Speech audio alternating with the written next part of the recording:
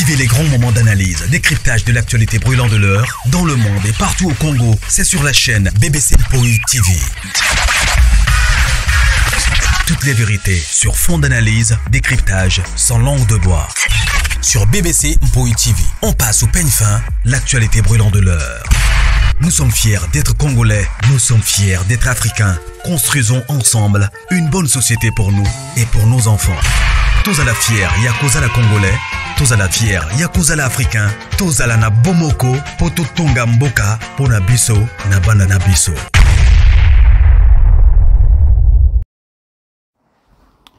Voilà. Bonjour la grande famille des mamans BBC. Bonjour Nabino, bonsoir. J'espère que non, vous allez bien. Bisopé par la grâce. N'a toujours que non, la grâce de notre Dieu nous suffit. Alors, Kota aimer partager, ceux qui sont à la liboso, s'abonner et que ça vraiment biso bien makasi mingi.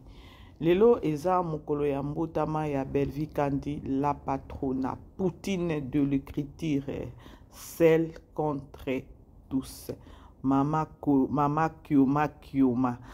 Kombo sika ikomi mama malongi. Bino bokasi ke notre boya kombo mama malongi. Yaya. N'explique qu'il y a déjà, je crois, 2 jours, 3 jours passés. Ah, dans sa émission, mon roboé, dans le bas qui non, vous peut-être beaucoup loba, maman malongi, vous PC combo maman malongi. Mais, na combo maman malongi, wana, netinga so benga maman malongi, non, c'est là. Parce que na katia ki malongi, na encadra kabana. Bana bazo ajouter ata un plus na katia babon mo na bango. Alors ceux qui botali pe bo mona ke non na bana ngo o bobengi mama malongi. Bana pe ya malongi bandimi ba sepeli pe na kombo na balobi bana mama malongi oye, bana malongi oye. Alors ezaka ka kombo susu ya kitoko bopesi mutu. Eza mokerité pour votre information. Eza mokerité quelque part pour reconnaître grandeur, pour reconnaître musala nae yango bomoni penza kombo ko pesa eza mama malongi. Alors bo taper à côté te, bo taper penza kitoko makasi. Alors na part nanga mama BBC, je dis d'abord joyeux anniversaire à Poutine. Je m'excuse d'abord la grande famille parce que lelo toza dimanche. Biso ba mususu oyo toza batokola mukatongo nzela lusambo. Ya biso eza ça wana eza ba problème. Alors nous devons toujours piétiner dans la maison de l'Éternel. Ah oui, les dimanche. Biso ba sambeli dimanche eza journée na biso eza jour na biso fête. Alors c'est pourquoi depuis le matin na lancé té na lobi lo monté mais j'ai au moins publié sur ba story nanga pour l'anniversaire à Poutine. Ma bébé so ça la émission té non. L'église est tombée dimanche dans une église, na zupe ba appel à bande comme sousou. Et voilà, na lobby pourquoi pas na bavarder ata mukepo et koki jamais koleka inaperçu. Anniversaire ya Belvi Kandi mama BBC à lobela yangote. Ceux qui na kolobela anniversaire à Belvi Kandi vraiment franchement la grande famille. Bomoni onyo sur les kaka sur les réseaux sociaux, ba moquerie, ba insulte, ba menace, tout ce qui est les kaka sur les réseaux sociaux na kombo à Belvi. Laissez-moi vous dire bande ko zanango kaka dérangement moko boy passagère ou encore ezanango kaka qui fanatisme moko boy ka soki andeni. Vous savez pourquoi na lobi bongo? Na lobi bongo parce que je vis réseaux sociaux depuis hier et ninganaki. Sur ma page Facebook, TikTok, YouTube, je vous dis ngamoko na lobi nala la pungi pardon. Bomoni nga na kokaka vraiment embouteillage te na koka. Donc le baki non lobby réseaux sociaux na lelo za embouteillage ko na koka te vertige na koka na ba place ko bandela te na place au soukate. Et moi-même je me suis dit na lobby te Belvi elle est aimée. Ya ko finga Belvi c'est juste ka no ya ka tika ba finga bongo lo ka diable ndenge azalaka na pona ko sala mutu menace ko lembisa mutu. Belvi elle est aimée. Je vous assure. Parce que na bato balinga ka Belvi parce que ngande na zaboy au grand bon na ndenge ya mabete na okite bon je sais pas so to bi que no to ke nango na phase ou encore na bande ya réseaux sociaux tant que famille libota je ne pense pas que non sur peut-être sur ma page nanga ou encore sur Facebook nanga, TikTok nanga, ce qui est anniversaire peut-être ya oya lingaka Bellevite ou encore oyo rival ya Bellevite au bison story peut-être si la pour ne pas peut-être mâcher les mots. Nga mama BBC na zoka kabakata ya photo ya Sila na mami kawana na loba joyeux anniversaire Sila et tout et tout. Eza na ndenge ya mabete na lobango, je peux faire ça tant que chrétienne. Mais surtout bito ke na réseaux sociaux ndenge to kendela na makambo. Na bande penza ya réseaux sociaux. Moi personnellement mama BBC naza vraiment mieux placé à cause peut-être photo ya Sila na chat sur les réseaux sociaux pour peut-être pour na ko souhaiter na cadre ya réseaux sociaux. Je l'ai dit bien. Mais je vis ba chroniqueur mususu o ba ya ko finga Belleville bazala na Belleville bazala sous na Belleville na ba page na bango sur Facebook ba komi pour na ko souhaiter ba bon je sais pas ce qui va saler en par ironie mais c'est bizarre ce qui va saler en par ironie mais et les kilanga c'est-à-dire que no ba bala la raté ba luka toujours actualité na sima ya komba Belleville franchement. La grande famille, beau aimer, beau partager. Bah, joyeux anniversaire na Poutine. Bah, joyeux anniversaire na Belleville Kandila Patrona. Bah, joyeux anniversaire na Mama Kioma. Bah, joyeux anniversaire na Mama Malongi. Bah, joyeux anniversaire na Bakombo tout au Bapesae. Ya. Franchement, bandeko, réseaux sociaux embouteillage, yango na koki na ngate. Na koka nanga embouteillage te. Oh, embouteillage yango, na ozo nanga moto. Na koka pe ata moto te. Yango bomoni na vandi lobby na butu à partir à minuit. Maman des réseaux sociaux et tombo kilisous. Alors bref, c'était quoi? Ou encore c'est quoi la grande famille Ezakeno? La dame elle est aimée. La dame vraiment batu balandaka e ezana ba balingaka ete balandelaka ye à la loupe. Franchement, je vous dis. Alors vidéo ezo le kawana biso nyusto moni eza surprise à liboso ya tongo ya lilo ou basalaki mama e basalaki Poutine et pas maman moko ya famille libota mama ani déjà boye bakaye déjà tout monde pe ce qui tout monde pe Aïda qui n'est pas na ya tika kama puta oui super et quoi na tongo oui super o ye moko kutu Poutine a déclaré à lobi que non très souvent et ya kanango 10 lelo e 8 ne to e bate tonton mundir ba yo mto lekisi mi bale wana te. Tout le monde dit, bah toi, il faut l'obéir la vérité. Mère a déclaré qu'on a lobby. Ma pouteya ka chaque année, le jour anniversaire, na ma pouteya ka 10. De eza ba de manqué wana to yo bateza tonton mundir batonde ni beaucoup comme c'est la tonton mundir bakuna azongi sakoto. Tonton mundir bazongi sa ma puta mibali ani bungi kuna. Alors, la grande famille. Bomoni, surprise à Liboso et à Tongo. Nous savons tous que non, les anniversaires à maman, soirée Kozala, pour votre information, soirée Kozala. Ya, bah, on prépare fête, tout le monde a bilili, tout le monde a tout. Ata bokoloba que non, à kokisi 50 ans, à kokisi 49 ans, bon, calculer, bah, âge 48 ans. Si qu'on a informé, non, à kokisi 70 ans. À kokisi pensa 70 ans parce que, âge nabino bozo pesa et pour nabino bozo cha âge wana tout en sachant ou encore tout en informant les gens que non à mukolo ya je vous dis botika makambo yo génération na biso alelo eza génération moko boso okangisi ata 45 ans okangisi ata 50 ans okangisi ata 48 ans o bo pesa 49 bo chaka wana ya Bopé Sanzabe, merci. Parce que génération na biso to mérite à 50 ans. Lorsque je dis to mérite, c'est-à-dire que no biso so tozo mona ba liwa ya ba jeune lelo ba mama ba boti bana ole bana ne ba kunda ba mama ba komi suku kunda bana, chose grave. Ce que beaucoup comme on a ba page 49 ans à sali ya. Moi mon père, papa oya bota mama BBC akufa même pas na 50 ans. Papa nanga akufa na 48 ans. Bon imaginez. Atikanga na première CO. Même pas 49, 48 ans mon père à moi. Papa nanga biologique. Akufa na 48 ans. Na première nga na obima na bimi 6e primaire na ok na première CO.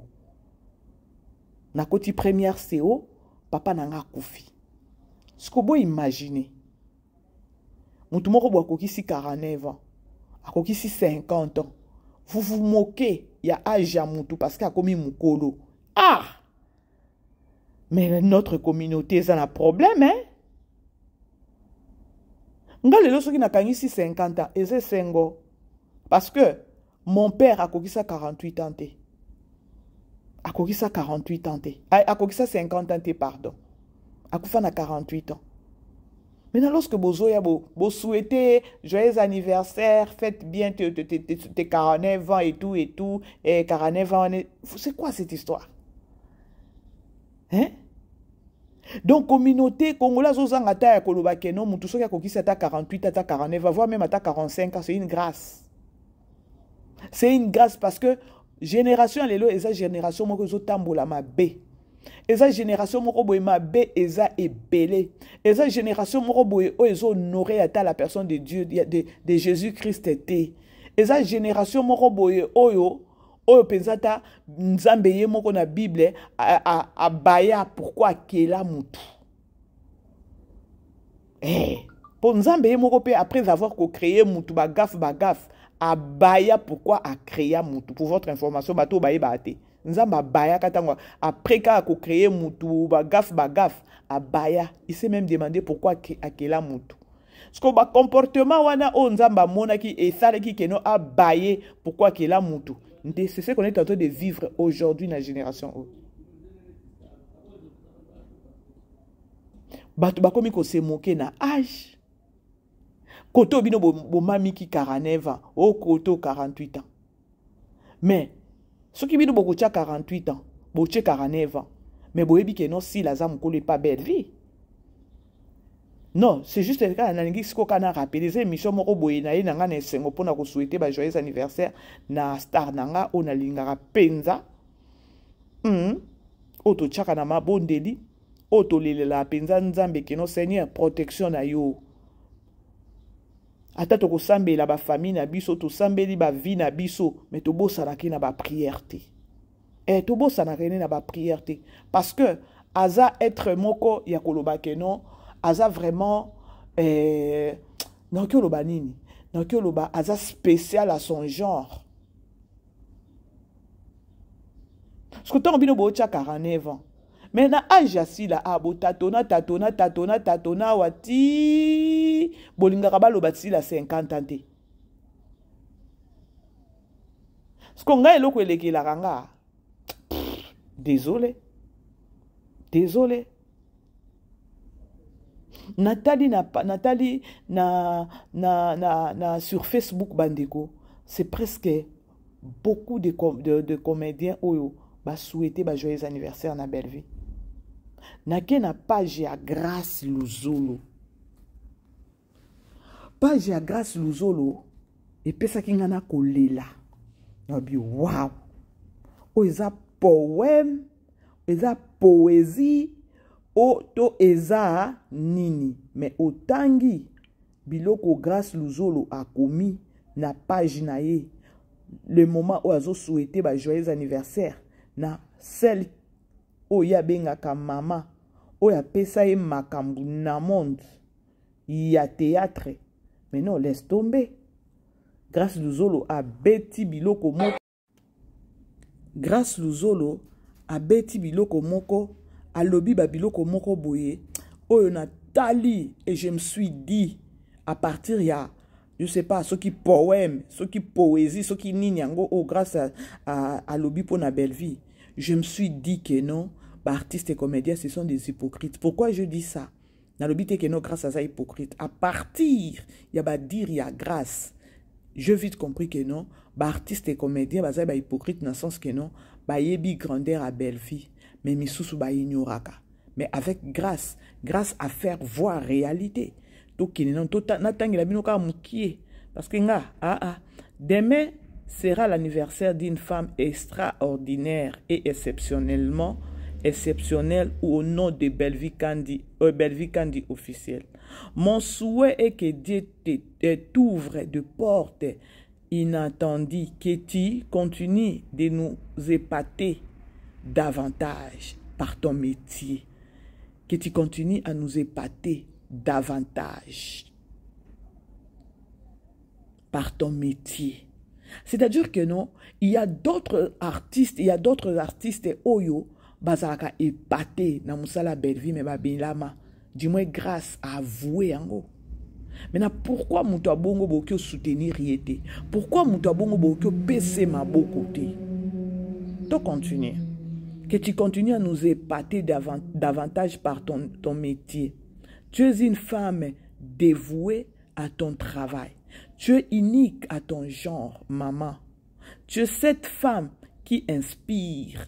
Tu es cette femme forte. Malgré tout ce qui se dit sur toi, sur les réseaux, malgré les provocations, malgré les attaques, malgré la méchanceté gratuite de gens etc. Tu restes toujours focus à ton travail. Mais ça c'est vrai. Nga mama BBC na loba ango awawa. No babandeko. Nga no kokate. No kokate. Mental wana Belleville azala nango yango te. Et même d'autres artistes baloba ango, voire même papa Serge Asake aloba. Alors, mon sur les réseaux sociaux, mais elle vient au tournage, azo diriger tournage, papa, to kenina simakuna to tongi, makambozo inda na réseaux sociaux, boy, yazaka boy. Bon comprendre, ça c'est quel genre y a mental et puis une femme.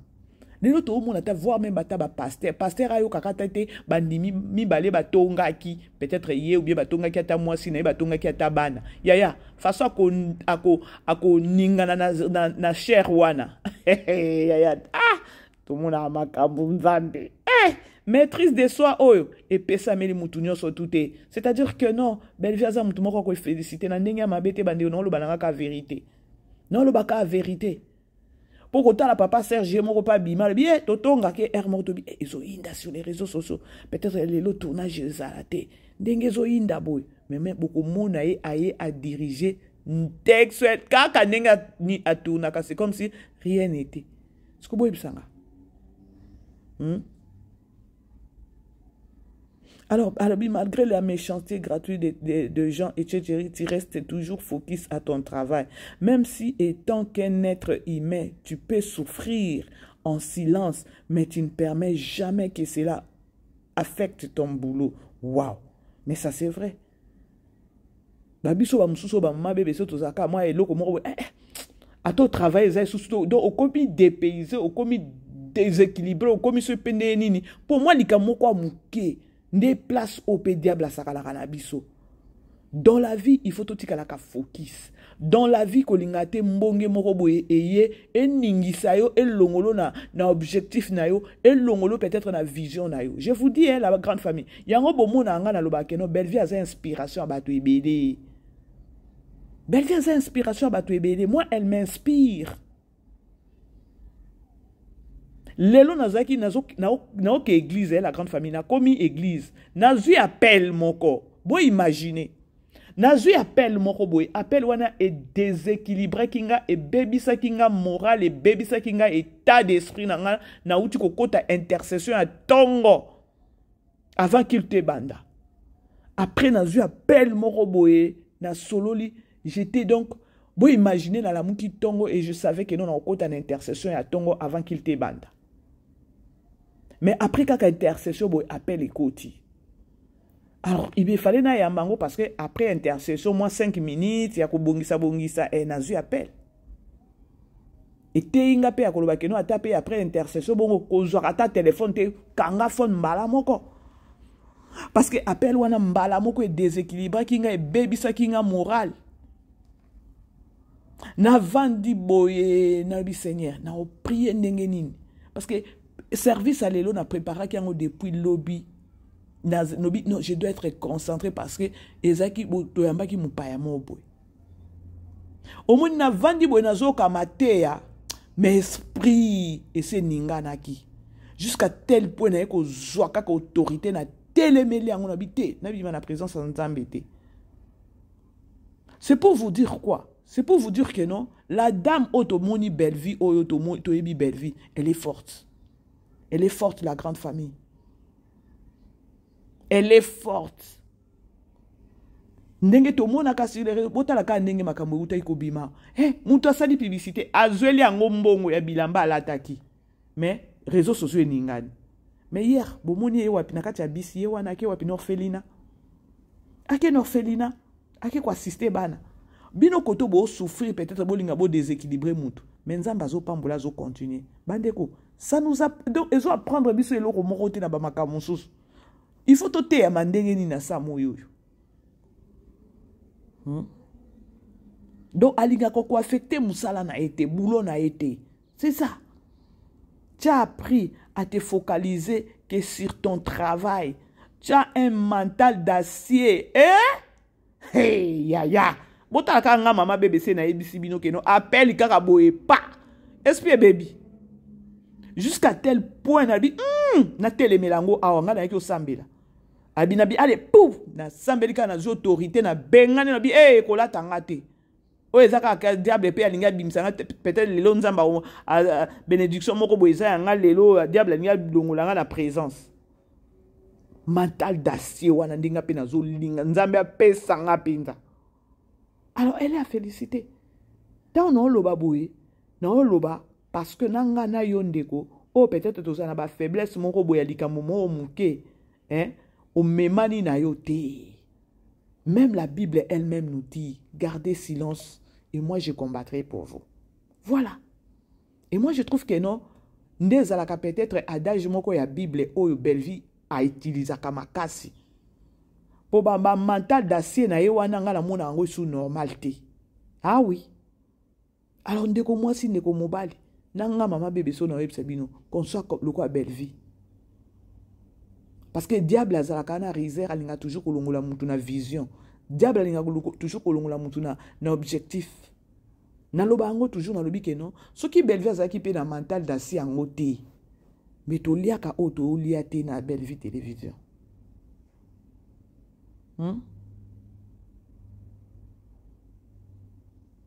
Vous comprenez ton boulot. Tu as appris à te focaliser sur ton travail. Tu as un mental d'acier.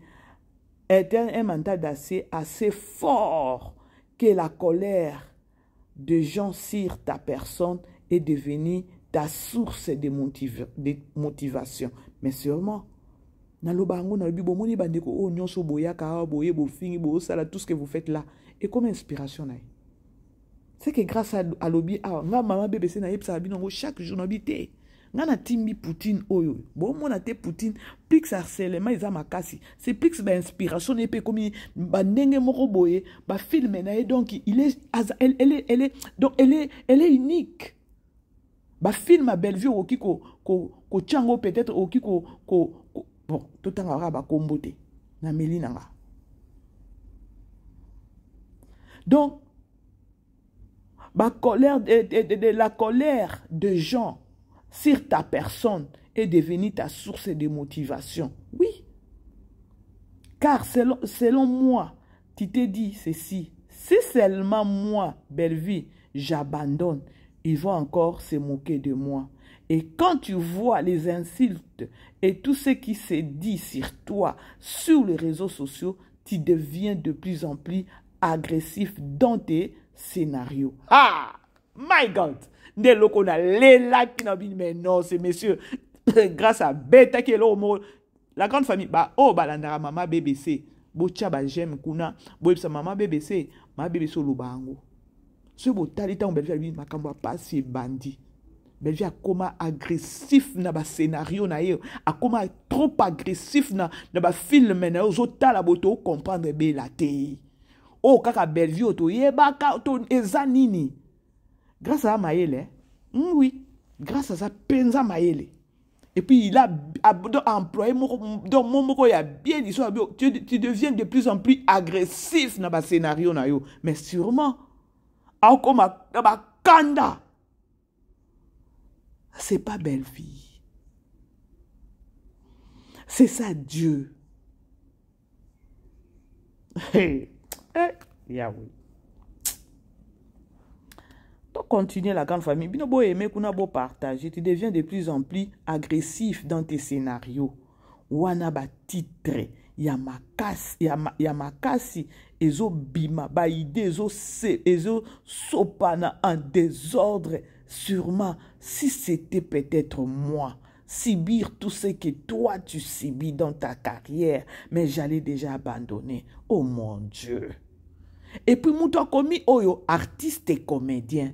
Grâce. Non, bah, ne souko, moko de yo bungaka.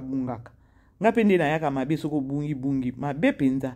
Mais, oh, grâce à bimisi na mutema na ye, je sens que non, grâce, na kati ya mutema ya grâce, et na place moko oyo achabela.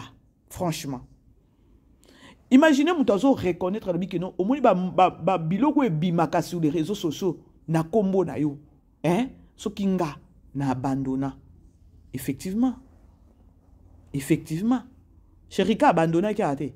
Yo wana sa komi to komi ne lokwa ba koni fois tia ya kusala ka ba promotion. Sakanaka. Sincèrement, si peut-être moi subir tout ce que toi tu subis dans ta carrière, mais j'allais déjà abandonner. Mais toi, tu continues de vivre avec. Tu es devenu un bon exemple pour moi sur ce point. Alors bravo et félicitations maman.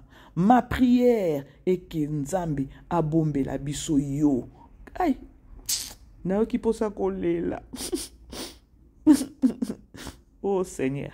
Lorsque grâce à l'obi, na qui peut ça coller là. Lorsque grâce à l'obi que non souci nangeza, soué nangeza Nzambe abombe la biso yo.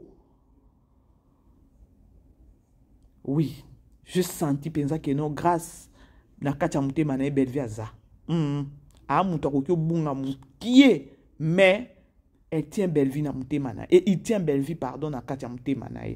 Voilà. Alors tu es devenu un bon exemple pour moi sur ce point. Alors bravo et félicitations maman. Ma prière est que Nzambe abombe la biso yo, car tu es une richesse pour notre métier maboké. Oh mon Dieu, continue d'avancer malgré tout. Si les gens qui ne t'aiment pas sont nombreux, retiens que les gens qui t'aiment aussi sont plus nombreux que... Oh maman, Yesu, grâce, sont plus nombreux que... Et moi, j'en fais partie, maman. Oh, Nzambe, grâce à l'obi, il fait partir na bato ba portakabela na mutema. Travailler ensemble avec toi à booster ma carrière professionnelle. Je te serai toujours reconnaissant d'avoir cru en mon talent et m'a aidé à progresser dans ces métiers, maman. Que Dieu te bénisse abondamment et qu'il t'accorde une longue vie et une très longue carrière professionnelle au nom de Jésus-Christ. Amen. C'est un message qui vient au plus profond de mon cœur. Alors, joyeux anniversaire. Mi amouré, Kikusa. Je t'aime énormément, maman, beaucoup, maman. Grâce Luzolo, ma tonne de tonton décorti. Hey! Et pasuka. Bon, comprendre, bien. Waouh! Ils sont combien les artistes et comédiens au sopa le quoi ananenga sopa kapeza zo lele pa nzambe apesa ya Isaac. Bandeko, je crois année passée Belleville à Lela. Ah kutukaka anniversaire nezaki eza lelo. Anniversaire neza lelo mais ça banjo senga abandon. Can you imagine? Anniversaire ne abotama lelo le 12 octobre. Mais ça bandi non to komi na poko ate. Ba surprise ezebele. Moi mobimba o ba surprise na ba surprise. Asa banjo senga abandon. Lelo déjà le 12. Abanjo senga abandon. Ba message, ba appel, makambo ebele. Akono senga abandon. L'année passée alelaka to monaka biso nyonso ya koloba c'est aujourd'hui que non na ko comprendre que non na bando kanisa que non il y avait beaucoup de gens babane ko linganga te mais là je confirme que non malgré batu balinganga te mais za batu ebelende balinganga je l'ai dit avant na banda musala nanga avant na banda émission o na loba yini na bibandeko réseaux sociaux façon ningani pour l'anniversaire à Bella oyo Bella za star. Est-ce que on a salé l'émission na fingi mutu na lobi nanga lelo les anniversaire à ya mère les anniversaire à Poutine na ke nango kanene bakendaka nango na ke nango kitoko na bina olekisa test ya grâce Luzolo boete eza makasi c'est trop fort Tu es matière à grâce et comme sur les réseaux sociaux, on va nous doser. On va nous doser si copo. Je sentis en moi que non. Na kacha motema ya grâce à portaka penza bela. Franchement. À portaka. Mutaza mutu et voilà mais na kobi na réserve siko parce que nga soko ke na bela kitoko to ke kitoko.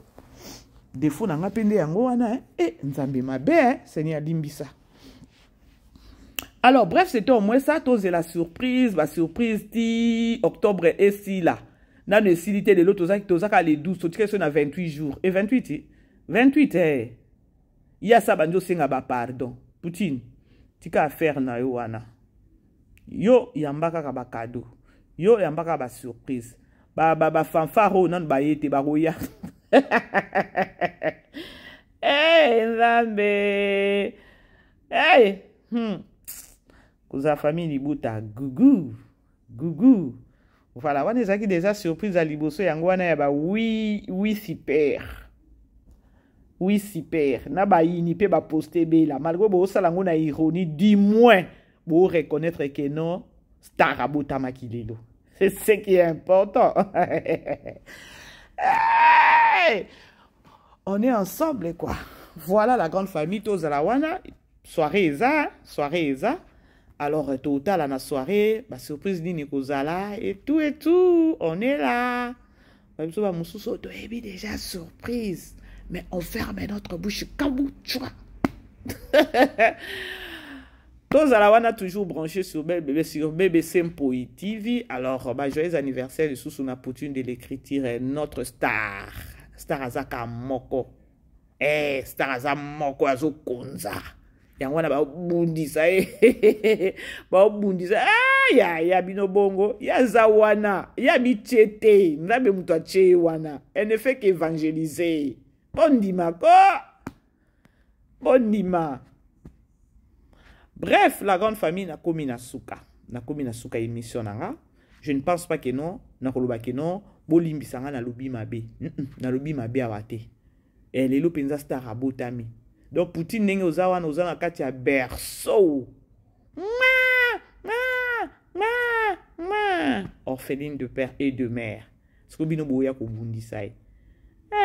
Na sepela ki na discours, même pas discours, juste parole oyazo ki na orphelinat pour lancer un message ya koloba pourquoi alobi ke non lorsque toyaka ko sala toyaka ko sunga orphelin to tchakango na to médiatisa kango c'est parce que to eza matalana te c'est juste eza na bato mususu ba ozwaka baza na idée wana te ou encore baza ta na pensée wana te lorsque biso to tchango automatiquement bazozwa pe idée. Alors, Ezana Ndenge Yamabete. Et j'avais vite compris et je me suis même dit que non, c'est très profond, hein, c'est un message fort. Yamutumususu Okansa que non, Ezamatalana te. Vous savez, Batumususu, bon, mon ata Belleville a sa source d'inspiration à Batu Ebele. Pour comprendre. Alors, lorsque Moutou a vendu, il y a un zalata na 200 moko boy. Na sala ndenge nini. Keneko kosunga ba orphelin. Bandeko, il y a une grande bénédiction. Nasima kosunga ba orphelin. Elle, pour elle, ezalaka matalanate. Pour elle, ezalaka keno ba oyo baza peut-être batambolaka na ignorance. Ola kene na barko kene bebisa mbongo et tout. Kene ko luka bénédiction mususu lorsque tu donnes aux orphelins. Bref, c'était au moins ça. La grande famille, tous à la brancher, les autres aux sous sur Belleville Télévision, tout à la fille de Menabiso, lobby déjà, Bomonaki déjà, aventure, ya Maman Esther, et voilà, et Linda Sikwazo joué na Jemoko Boyekeno, j'ai d'attrape au Penza, à l'assurance, soit il y a information au Bapé, ça qui est, il y a Nani, il y a Maman Esther, na mobali na vini, Ralia Oyo, Maria Bakomi Mibale, Ralia na Maria. Hey, ben il y a un problème là-bas. Alors, c'est au moins ça. Tu continues, tu es là sous 17e, 16e l'élo. Je crois 16e, 17e épisode l'élo. Tu continues tout à l'heure. Place au Linda ko kangabango bien et voilà. Parce que déjà, Linda zo joué, j'ai mon kobotia ko kanga. Déjà, mon aki ango déjà lobby. Ba maman Esther oyo. aopanza na ye moko eza ba sentiment ngo ya ndenge nini wana nzambe tokutani la grande famille et puis birthday Poutine je t'aime maman bisous là-bas. Vivez les grands moments d'analyse, décryptage de l'actualité brûlante de l'heure, dans le monde et partout au Congo. C'est sur la chaîne BBC Mpoi TV. Toutes les vérités sur fond d'analyse, décryptage sans langue de bois. Sur BBC Mpoi TV, on passe au peigne fin, l'actualité brûlante de l'heure. Nous sommes fiers d'être Congolais, nous sommes fiers d'être Africains. Construisons ensemble une bonne société pour nous et pour nos enfants. Tozala fier, yakozala Congolais. Tozala fier, yakozala Africain. Tozala na bomoko, poto tonga mboka, pona biso, na banda na biso.